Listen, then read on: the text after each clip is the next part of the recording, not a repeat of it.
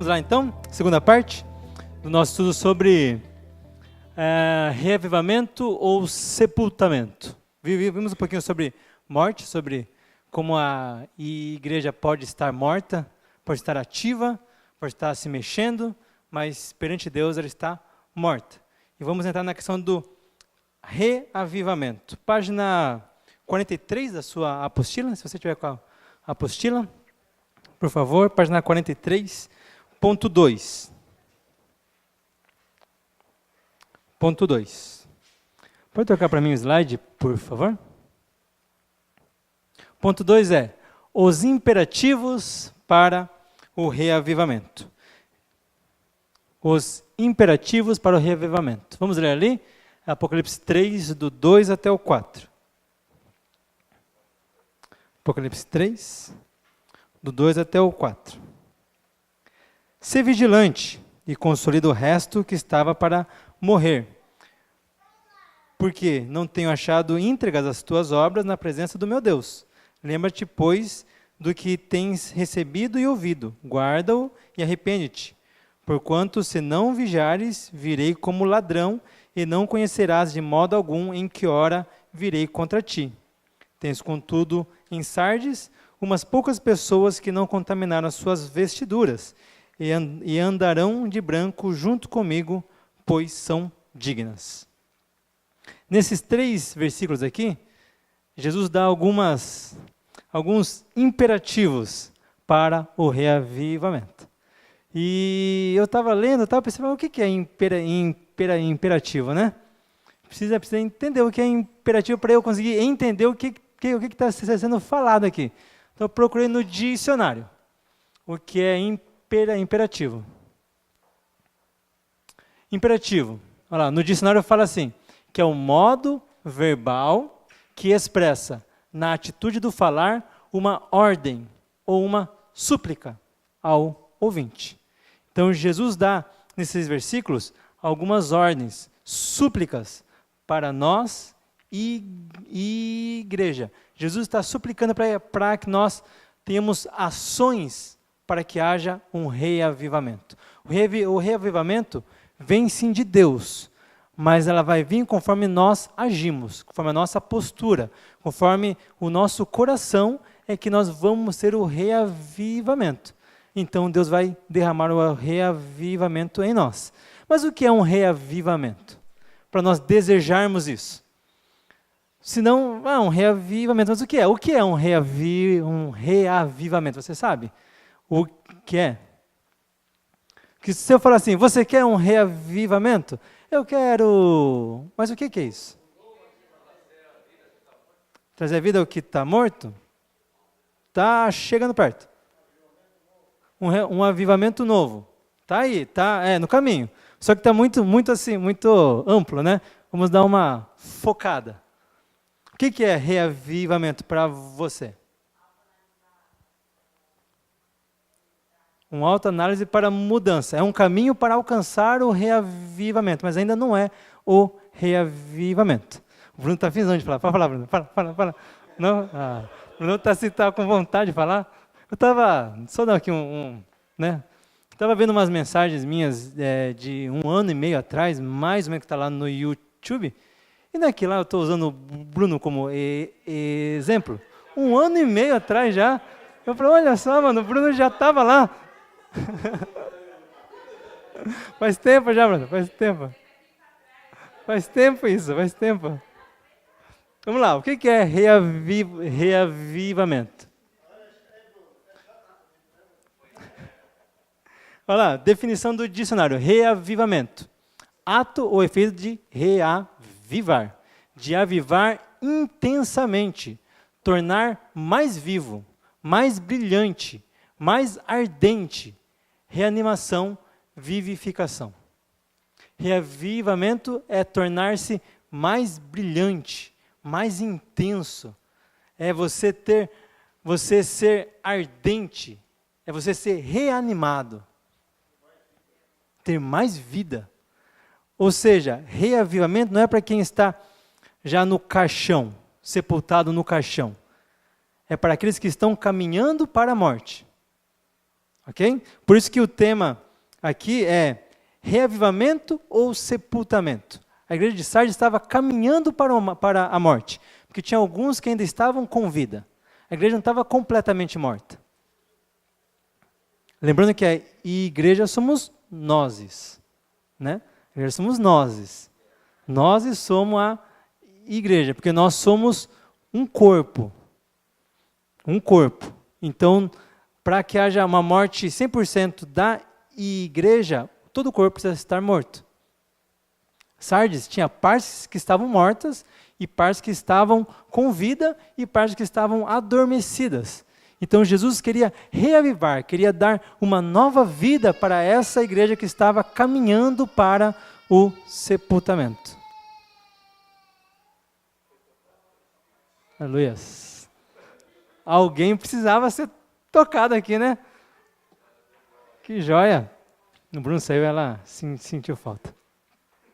Então a igreja estava morrendo, estava caminhando para o sepultamento. Ainda havia chance de um reavivamento. Havia chance dela se tornar de novo viva, mais vida, ser mais ardente, ter mais brilho em si. Ter mais brilho em si. Você quer ter mais brilho em você? Você quer ser mais ardente? Você quer ter mais vida? Ou para você está bom assim? Está bom assim, minha vida cristã está boa, estou brilhando o suficiente, brilho tudo o que Cristo quer que eu brilhe. Tá bom? Tá bom? Para você, tá bom? Para mim, não tá bom. Eu preciso de um reavivamento. Eu preciso ser mais brilhante. Porque eu não estou morto, mas eu posso ainda ser mais vivo. Eu posso ser mais vivo. E se eu não buscar essa vida, eu morro. A idade chega. Vamos aqui usar algo físico. A idade chega. Né? Não vou usar ninguém de exemplo, mas a idade chega para todos. A idade chega. Se eu estou aqui com os meus 30, 40, se eu não pratico nenhum esporte, se eu não me exercito, e eu só como coisas que fazem mal, né? Coisas que não fazem bem para o meu corpo não fazem bem, com o tempo eu vou envelhecendo e eu vou cada vez estar mais morto. Cada vez mais morto. Mas, se eu me cuido, a morte demora mais para vir. Eu vou estar genk ainda. Eu conheço alguns velhinhos aí de 50, 70, né? Conheço alguns velhinhos de 70 que estão genk. No serviço está genk ainda. Eu conheço alguns velhinhos assim, que estão genk. Quem? Caleb? Calebão tinha 80 e foi para a guerra. Moisés tinha 80 quando ele assumiu o povo. Quando ele pegou o povo e foi para o deserto. Com 80 anos, estava genk o velho. E era novo, mas ele estava genk. Estava genk ainda. Então, com 80 anos, você pode estar genk ainda. Você pode estar genk. É só você ser reavivado. Espiritualmente também. Você pode ter 50, 60 anos de cristão e você pode ser cheio do fogo ainda. Você pode ser ardente. Você pode ser cheio da presença de Deus. Ou você pode estar morto já. A paixão do início da sua conversão passou. Você já passou por tanta coisa na sua vida, foi tão difícil, né? Tanta coisa já passaram, tanta luta, tanta batalha, tanta investida do diabo, do mundo contra a minha vida, e eu estou cansado. Eu já estou com meus 30 anos de conversão, estou cansado. Está só começando. Só começando. Deus ainda tem um ministério imenso pela frente para a tua vida. Basta você se reavivar. Então essa mensagem de reavivamento é para nós, é para mim, é para você, para nós nos reavivarmos, para estarmos cada vez mais brilhantes, termos mais luz, estarmos mais ardentes perante Deus. Amém?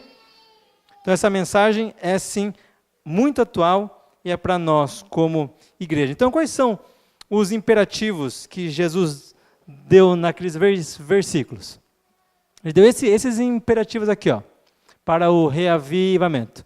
Ser vigilante, fortaleça ou consolida o que resta, lembre-se, obedeça e arrependa-se. São esses imperativos que ele passa nesses 4 versículos. 3 versículos. Ser vigilante, fortaleça, consolida o que resta, lembre-se, obedeça e arrependa-se. Vamos ler de novo ali, Apocalipse 3, do 2 até o 4? Ele já começa aqui, ó, Apocalipse 3, 2. Ser vigilante e consolida o resto que estava para morrer, para não haver um sepultamento. Então, reaviva isso aí. Porque não tenho achado íntegras as tuas obras na presença do meu Deus. Lembra-te, pois, do que tens recebido e ouvido. Guarda e arrepende-te. Porquanto, se não vigiar, vigirei como ladrão, e não conhecerás de modo algum em que hora virei contra ti. Tens, contudo, em Sardes umas poucas pessoas que não contaminaram as suas vestiduras e andarão de branco junto comigo, pois são dignas.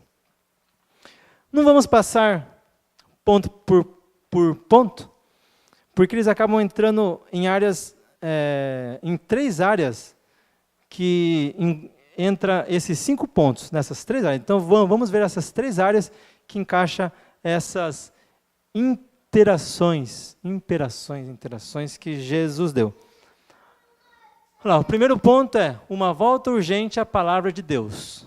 O segundo, uma volta à vigilância espiritual. E o terceiro, uma volta à santidade. Para haver reavivamento, nós precisamos voltar urgentemente à palavra de Deus, voltar à vigilância espiritual e voltar à santidade.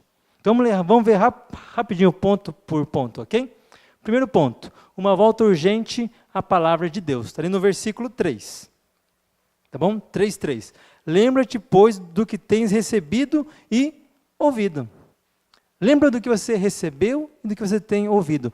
Toda semana, Deus, Ele te oferece um banquete espiritual na palavra dEle. Todo dia, Ele te oferece um banquete espiritual na palavra dEle. Se você lê todo dia. Eu não vou falar aqui, quem lê todo dia a palavra, tá bom? Não vou falar porque, né, fica para a tua consciência. Mas você lê a palavra todo dia, porque todo dia, Deus tem um pão nosso. Deus tem um pão nosso de cada dia. Deus tem um pão nosso. Deus tem uma revelação. Deus tem um alimento único, especial para você, que você precisa. Jesus é o nosso nutricionista espiritual.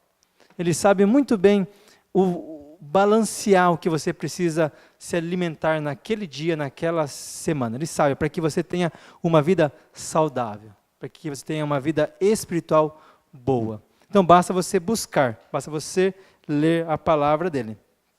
Então, aquilo que lembra-te, pois, do que tens recebido, do que você tem ouvido. Lembra disso, guarda isso, viva a palavra de Deus. 2 Timóteo, vamos ali para 2 Timóteo.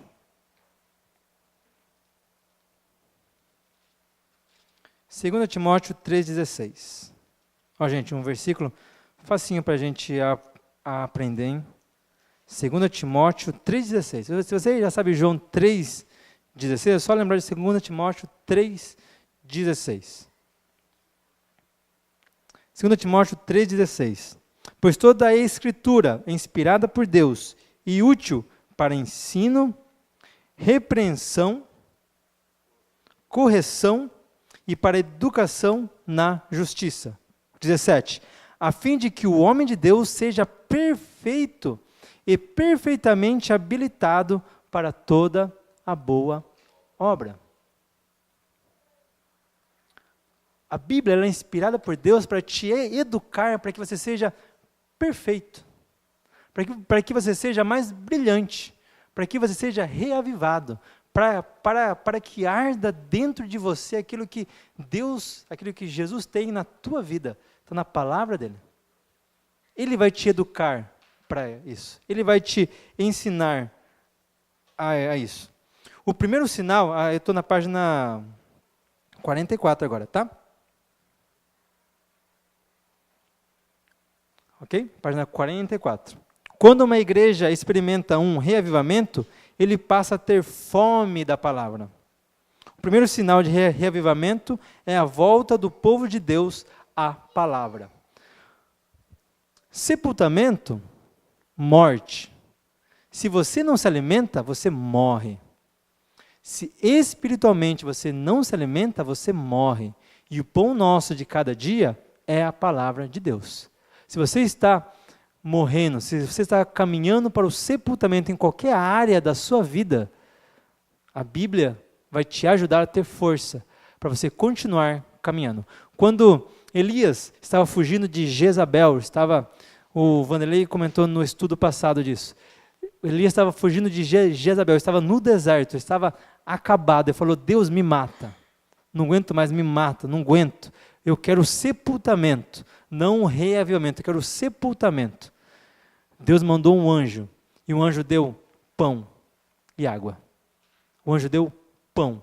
Para quê? Para que Elias ganhasse nova força, se levantasse e caminhasse mais 40 dias no deserto para ter um encontro com Deus. Pão, palavra de Deus, o pão nosso de cada dia. Se você está no deserto, em qualquer área da sua vida, deitado e falando, Deus, eu não aguento mais, não sei mais, não tem mais solução, eu não sei, acabou, não entendo, estou entrando em desespero aqui, fim. Vá à palavra de Deus, é o pão, ganhe força e continue caminhando até você ter um encontro com Deus, até você ter um encontro com o Espírito Santo, até que Deus venha e fale ao teu coração, te dê nova força e você continue então a sua caminhada cristã. Irmãos, não pare, persevere para que você então consiga alcançar as promessas de Deus na tua vida. E a palavra de Deus é o caminho. Não há avivamento sem fome da palavra de Deus. Não há reavivamento sem fome da palavra de Deus. Não há cristão cheio do fogo, não há cristão cheio do poder, não há cristão que faz milagres, não há cristão que cante maravilhosamente que não tenha fome da palavra de Deus. Não há, não tem como. A Bíblia sempre vai ser o começo, sempre vai ser o meio, sempre vai ser o fim. É ela que vai te ajudar na sua caminhada cristã. Abandone ela e você morre.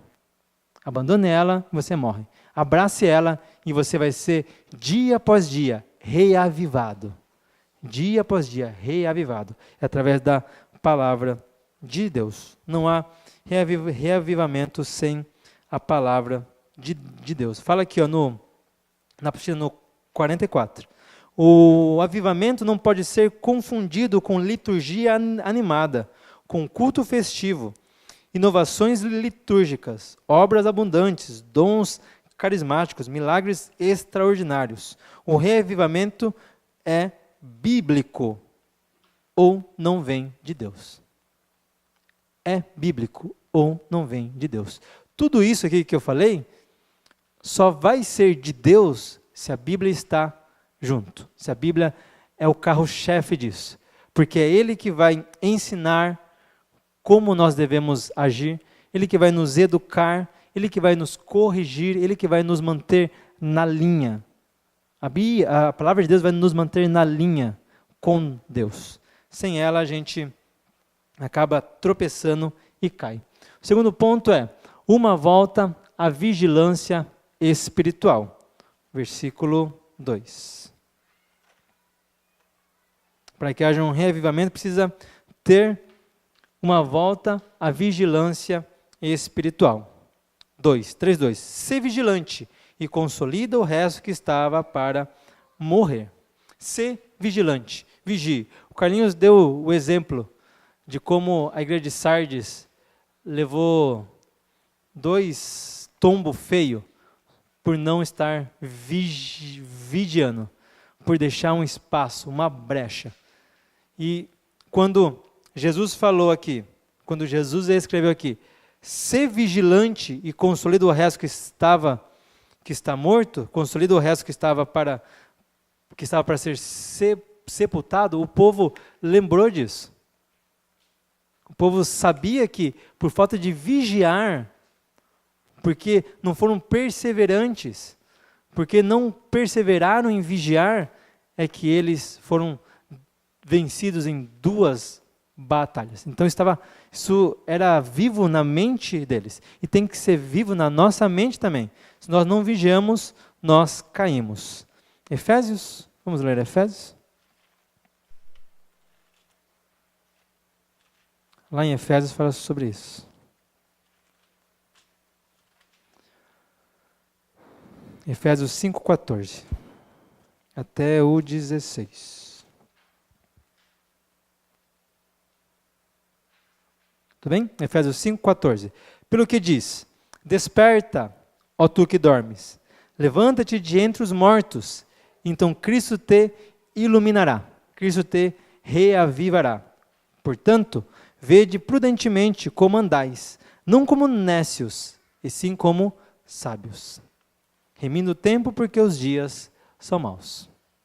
Desperta, acorda. Não é para você que está dormindo, não, para você também.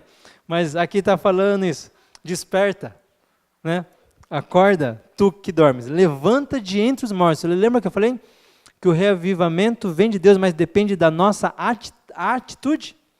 Depende do que nós estamos fazendo? Está falando aqui, ó, desperta. Levante de entre os mortos. Não fica esperando acontecer alguma coisa. Levante-se, fique em pé e tome para você aquilo que Deus tem para a tua vida. Desperta, acorda, se mexa.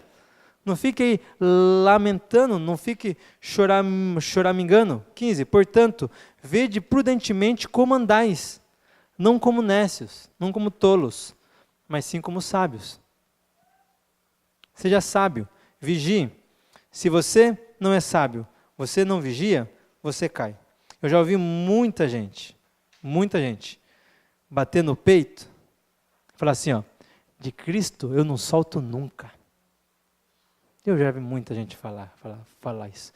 E realmente tinha isso, tinha vontade de seguir a Cristo. Não, eu não largo Cristo por nada, não era por arrogância, mas eu não largo por Cristo por nada. A pessoa estava apaixonada por Cristo. Mas a paixão acabou, não vigiou, não cultivou o amor a Cristo, abandonou a fé. Abandonou, porque não vigiou, porque o pecado está à porta. O pecado está batendo na porta constantemente. Constantemente. Tem uma música que a gente canta ali com a criançadinha, que fala assim, toque, toque, toque, alguém bate na porta. Aí o primeiro é o pecado, querendo um lugarzinho. Aí daí as crianças fazem, não, não, não, aqui não pode entrar. Não, minha voz é linda demais. Aí o segundo é toque, toque, toque, alguém está batendo na porta, é Jesus, querendo a casa toda. Aí, sim, Senhor, ó, vem em mim morar. Tem 2 pessoas batendo na porta. O pecado, Jesus. Nós devemos abrir a porta para Jesus. Tá bom? Gente, tá bom? Abra a porta para Jesus. Tá bom? Pecado, não. Vigie. Olhe. Antes de abrir a porta, olhe no buraquinho. Se for o pecado, fale, não. Aqui não pode entrar. No olho mágico.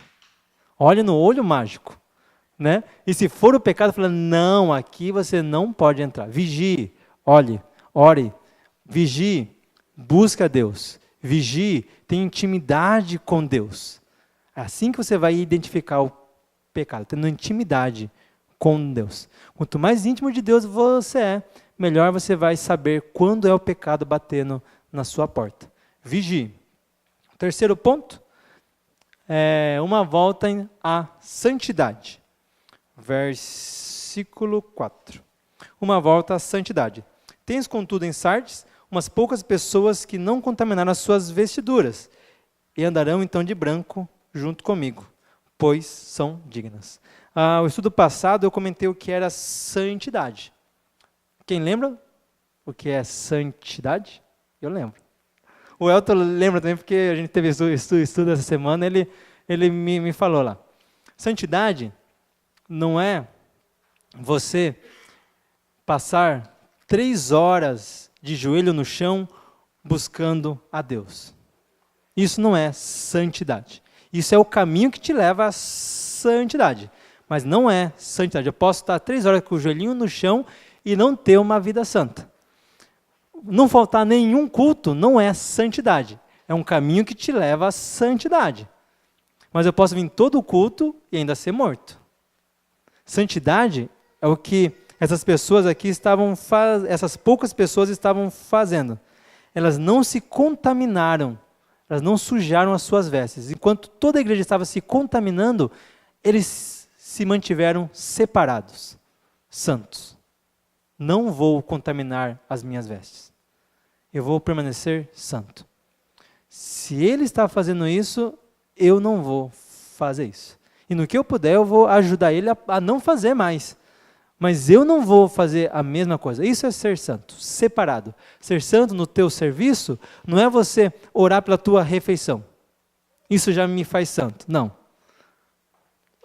Lógico que faz parte da vida cristã, mas não é isso que te faz santo. O que te faz santo é as pessoas falarem mal do seu chefe e você não falar mal. Isso te faz santo. Porque você é diferente. Quando as pessoas mentem para pegar uma folga, você não mente. Você conta a verdade. Eu estou cansado e hoje eu não quero ir para o serviço. Estou com preguiça. Eu não quero ir para o serviço hoje. Pelo menos não está mentindo, né? Pelo menos não está mentindo, né? Então é só você ser diferente das pessoas que estão à sua volta. Mas diferente no sentido de faço a coisa certa, faço o que agrada a Deus. Eu amo a Jesus, então eu vou fazer o que agrada a Jesus. Isso é santidade. Agora, o meu joelhinho no chão, o meu tempo com Deus me ajuda a manter essa santidade. É bom, é importante. Não faltar aos cultos é importante. Na reunião de oração é importante. Orar antes de você se alimentar é importante. Faz parte da sua vida santa, separada. Mas ser santo é você não se contaminar com o pecado, mesmo que em volta o pecado esteja tomando conta. Efésios 5 fala um pouco sobre santidade. Efésios 5, 25 e 27. Efésios 5, 25 e 27. Marido, amai as vossas mulheres. Peraí, não é sem santidade? Por que eu estou lendo isso aqui, né? Estranho, né? 5, 20, tá certo, gente, é 25 mesmo. Marido, amai as vossas mulheres como também Cristo amou a igreja e a si mesmo se entregou por ela, para que a santificasse, tendo-a purificado por meio da lavagem de água pela palavra, para apresentar a si mesmo igreja gloriosa, sem mácula, sem ruga, nem coisa semelhante, porém santa e sem defeito. Eita! Cristo se entregou a si mesmo para santificar a igreja, para te santificar, irmão. Cristo morreu, se entregou para santificar você. Para quê? Para que você fosse purificado por meio da lavagem de água pela palavra de Deus. Pela palavra de Deus você é lavado, você é santificado. Então você é apresentada perante Deus, igreja gloriosa, igreja sem mácula, igreja sem ruga, igreja sem defeito, santa. Igreja gloriosa. Você é uma igreja gloriosa? Você é uma igreja gloriosa? Você é uma igreja gloriosa? Eu quero ser. Eu preciso de um reavivamento para conseguir ser uma igreja gloriosa. Uma igreja sem ruga, sem mancha, sem mácula. Jesus providenciou isso. E através da lavagem, água, palavra. Lembra? Elias estava desesperado no deserto. O que o anjo trouxe para Elias? Pão e água. pão e água. Nós somos lavados através da água pela palavra. No 26. Para que a santificasse, tendo-a purificado por meio da lavagem de água pela palavra. Pão e água. Pão e água te fortalece. Pão e água te faz começar um reavivamento na sua vida. Então você volta urgentemente à palavra de Deus, você volta a ter vigilância espiritual, você volta à santidade, então você está caminhando para o reavivamento. É a tua parte, é a minha parte para o reavivamento acontecer. Você busca a palavra, vigia e vive uma vida santa, uma vida separada. Então é a tua parte para que aconteça o reavivamento. Aí tem a parte daí de Deus. Vamos para a segunda parte? Pode trocar o slide, por favor? Ok. O agente do reavivamento. Vamos trocar aqui a página da apostila. É a página 45. O agente do reavivamento. Quem é o agente do reavivamento? Jesus. Porque ele é o dono da igreja. Jesus conhece e ele é o dono da igreja. O principal interessado no reavivamento da igreja é Jesus. É o mais interessado. Ele quer que a igreja seja reavivada. Apocalipse 3, 1.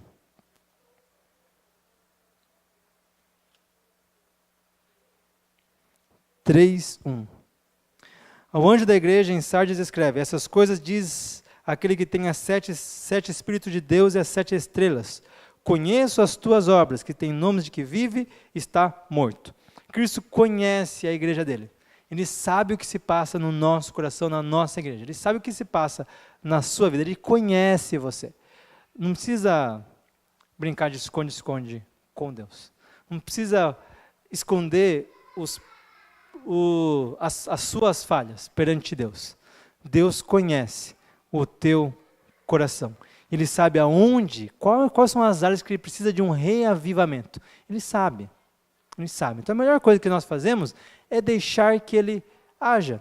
Deixar ele livre para agir nessas áreas que nós precisamos do reavivamento. Porque Cristo, ele é o cabeça da igreja. Ok? Você acredita nisso? Você entende isso? Cristo é o cabeça da igreja. E nós somos o corpo. Tá bom? Tem vários versículos. Paulo, ele gostava muito disso. De falar que Cristo era o cabeça. Não vamos ler todos, mas você que está anotando aí, você pode anotar. Tá bom? Em Romanos 12, 5, fala assim: assim também nós, tendo um só corpo, em Cristo, que é o cabeça, somos membros uns dos outros. Em 1 Coríntios 12, 27 fala: ora, vós sois corpo de Cristo, e individualmente membros desse corpo, sendo Cristo o cabeça. Efésios 5, 23 fala: como Cristo também é o cabeça da igreja, sendo esse mesmo Salvador do mundo. Vários versículos que falam como Cristo é o cabeça e nós somos o corpo. E em Colossenses também fala, e esse eu quero ler com vocês. Colossenses 1, 18. Abre lá, por favor. Colossenses 1, 18 até o 23.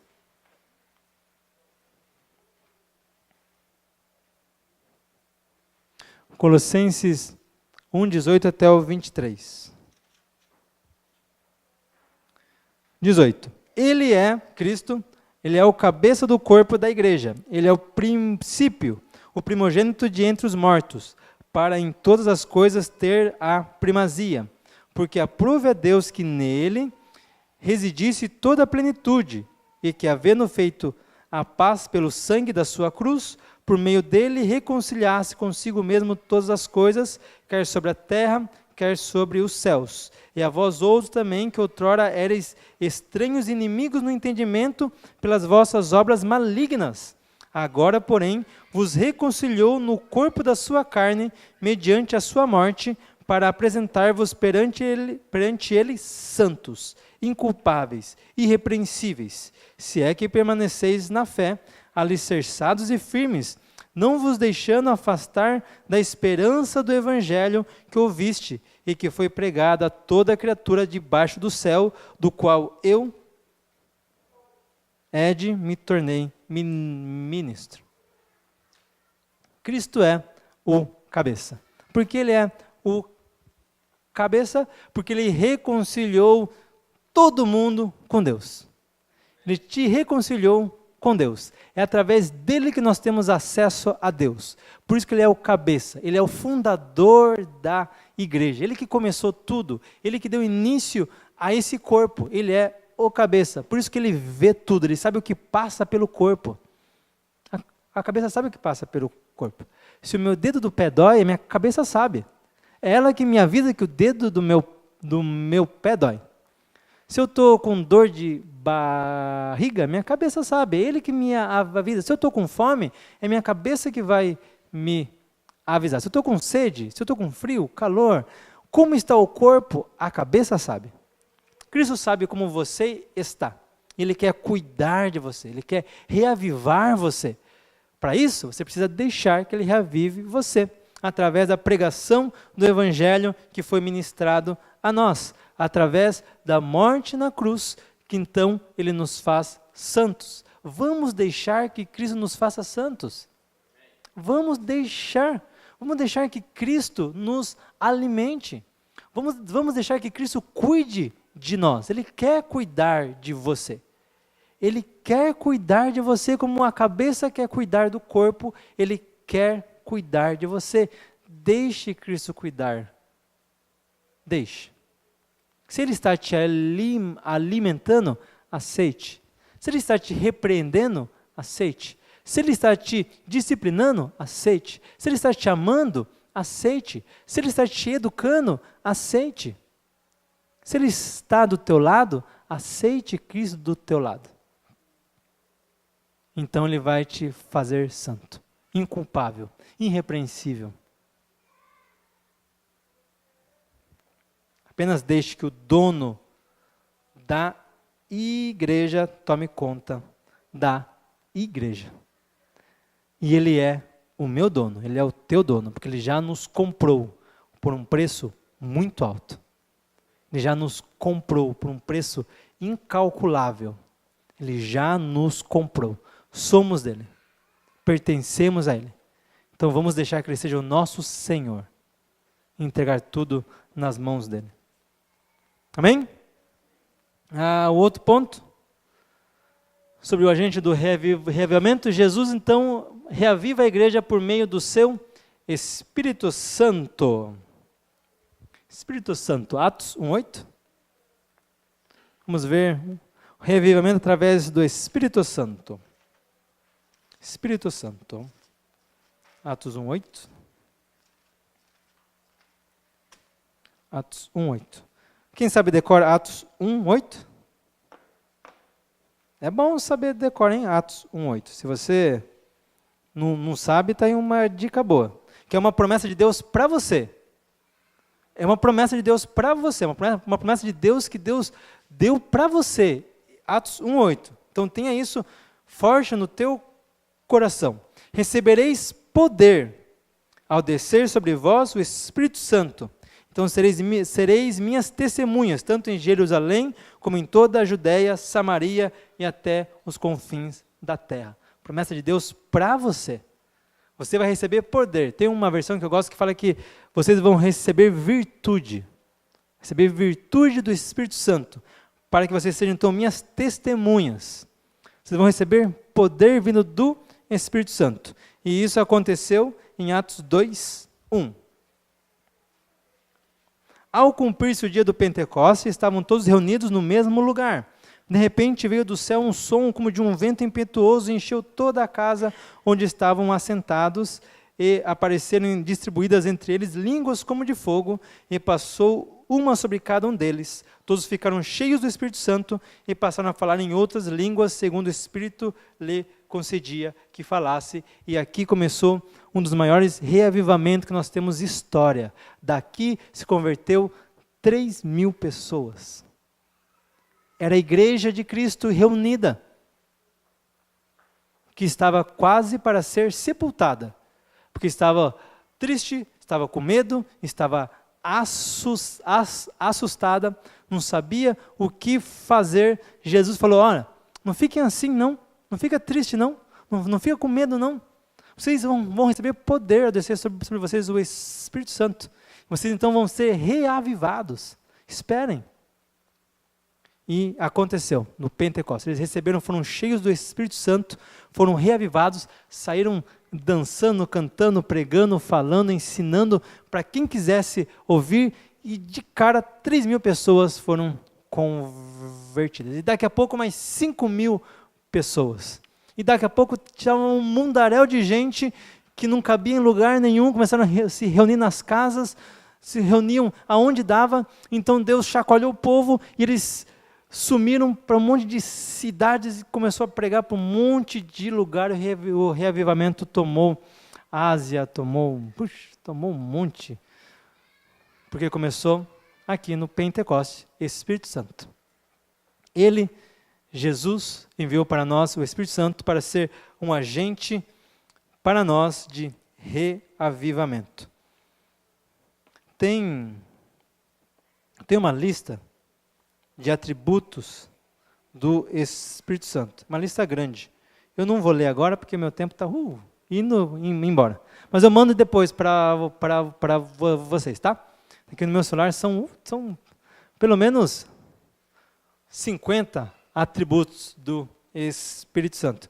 Coisas que ele faz para nós, por nós, em nós, para que haja o reavivamento na nossa vida como igreja de Cristo.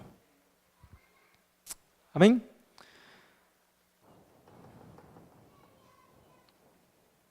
Próximo, por favor.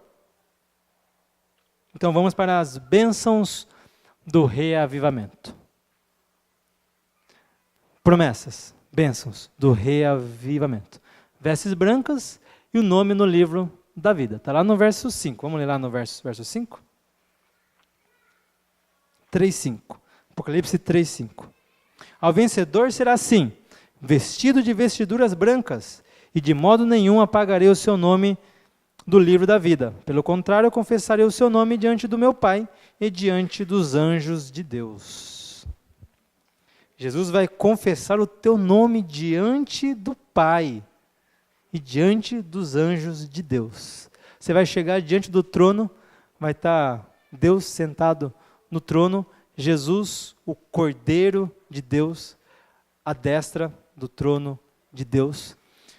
Um mundaréu de anjo em volta para ver o teu julgamento. Você vai chegar lá, e Jesus vai vir, vai te dar um abraço, e vai falar: Pai, esse aqui é amigo. Esse aqui é o Ed, conheço bem.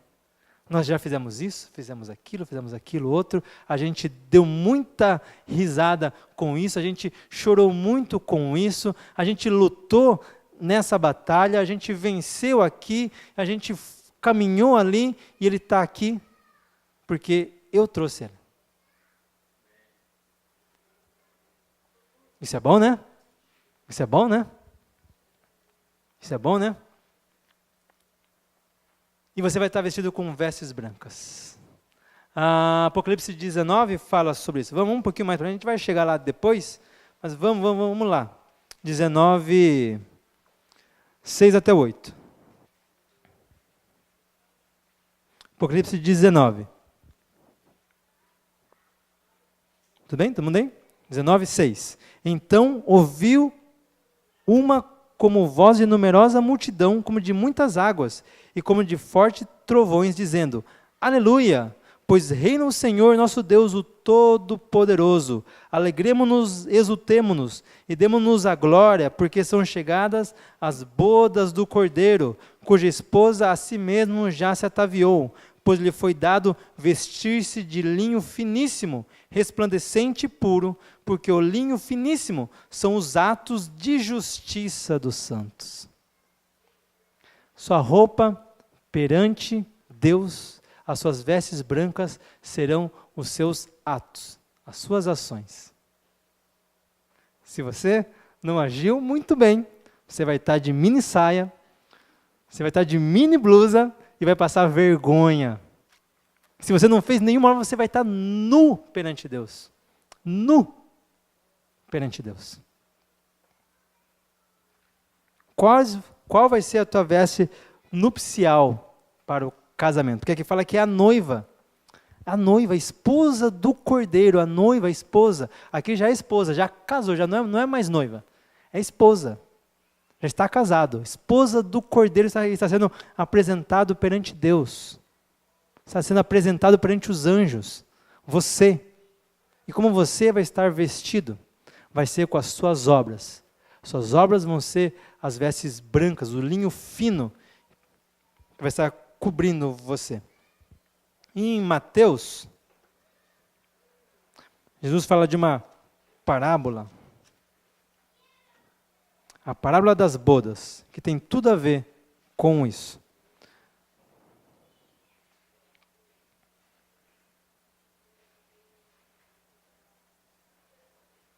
Não vou ler ela toda, porque ela é comprida, é grande. Vamos só comentar um pouco sobre ela, tá bom? Havia um rei, cujo filho ia se casar. Então ele fez um banquete para festejar as bodas do filho e chamou então o povo. E o que o povo fez? Ignorou. Deu desculpas. Foi um para o campo, outro foi cuidar do seu negócio, outro não quis ver, não quis saber, outros até pegaram os mensageiros, bateram neles e maltrataram eles. E mandou eles ir embora. O rei ficou tão bravo, mas tão bravo, porque era bodas do filho dele, que ele exterminou o povo todo.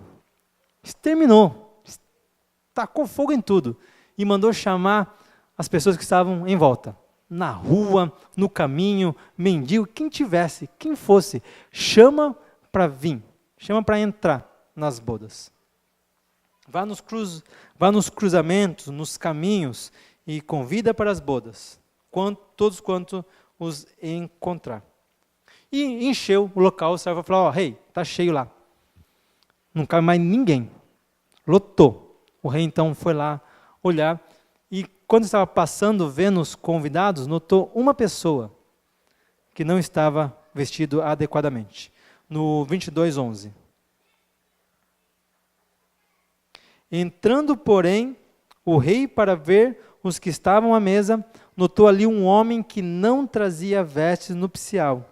E perguntou-lhe, amigo, como entraste aqui sem veste nupcial? E ele emudeceu. Então ordenou o rei aos serventes, amarrai-o de pés e mãos e lançai-o para fora, nas trevas, ali então haverá choro e ranger de dentes. Já o rei já falou, mas como é que você entrou aqui? Sem a roupa branca? Sem o linho fino? Você não devia ter entrado aqui. Se nós não formos reavivados, nós não vamos receber as vestes brancas. Então nós não vamos poder entrar nas bodas do Cordeiro. E você é a noiva. Futura esposa. E sem as vestes você não entra nas bodas. A festa é para você. A festa é para você. A Bíblia diz que Jesus vai servir você. É para você a festa. Jesus está preparando o maior banquete que o universo, que as galáxias já viram, o maior banquete que qualquer pessoa já viu, é para você. Mas se você não usar as vestes brancas, você não vai poder entrar. Você não vai poder entrar. E mesmo que você queira ser um penetra e entrar de mansinho, ele vai te pôr para fora. Escute aqui. A resposta dada ao último convite do rei não proveio de um grupo especial. Na verdade, maus e bons o atenderam. Nesse ponto, Jesus realça o fato de que a igreja é composta por indivíduos bons e maus, genuínos e insinceros. E isso demanda um processo de separação. Aqui indica a necessidade de você estar vigiando para entrar nas bodas. E o rei então estabeleceu que isso fosse cumprido imediatamente. Todos os hóspedes se encontravam sentados esperando que o rei tomasse o seu lugar para o início do banquete.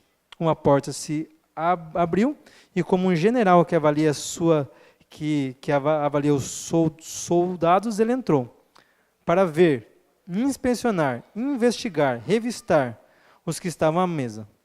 Um convidado foi achado indevidamente vestido e, em decorrência disso, então ele foi expulso.